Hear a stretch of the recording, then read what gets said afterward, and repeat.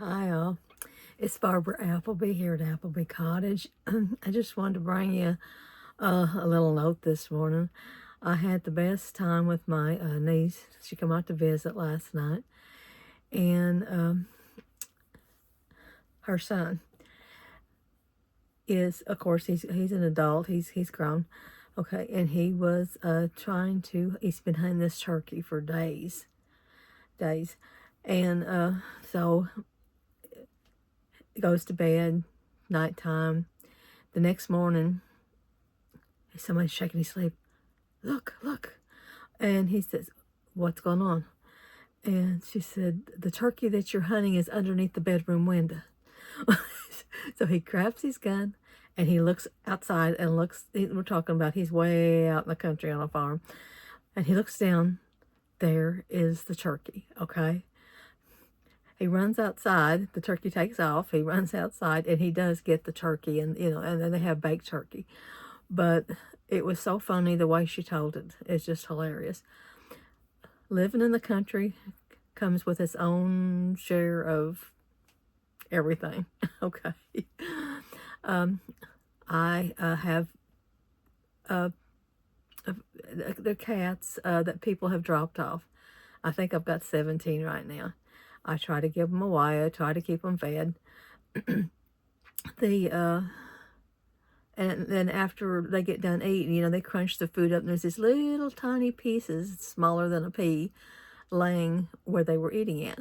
And so right now I've got two baby, well, they're a little bit bigger than baby, but not half grown even. Both of them will sit on a dinner plate, eating the crumbs of cat food, yes. And a possum. The possum is a giant. I try to coexist with my little creatures that come to visit, because they don't stay long. They just stay long enough to whenever the mama has the babies, she brings them up, and when she comes and has the babies underneath the sheds, okay? And then whenever they get bigger, she takes them back out again. And the reason she does this is for protection for the babies, because she knows I'm not going to bother them. And the coyotes are really bad here. So, well, my friend called yesterday, and she said, have you got your camera? I said, I've always got my camera. What's going on? Well, beside my mailbox, walking down the road. I said, okay. She said, it's a black bear. I said, what? She said, yes, I'm serious here. It's a black bear, and he's took off and he's run in the woods behind the house. I said, okay.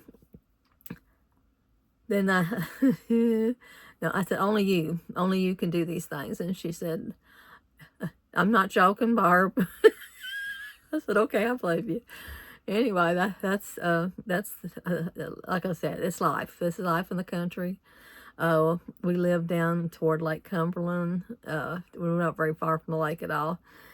And so it's to be expected.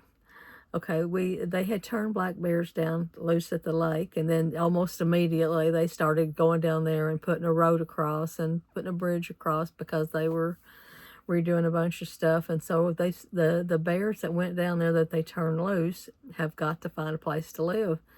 I mean, they want the end of every day. They want what me and you want. They want a safe place to lay down and eat. They want a place to raise their little ones. And they're having a really hard time right now. Everything is. But anyway, I'm off here for the day. God bless. Take care of yourself. And oh yeah, last night Gail called and said, you want to trade? I said, trade what?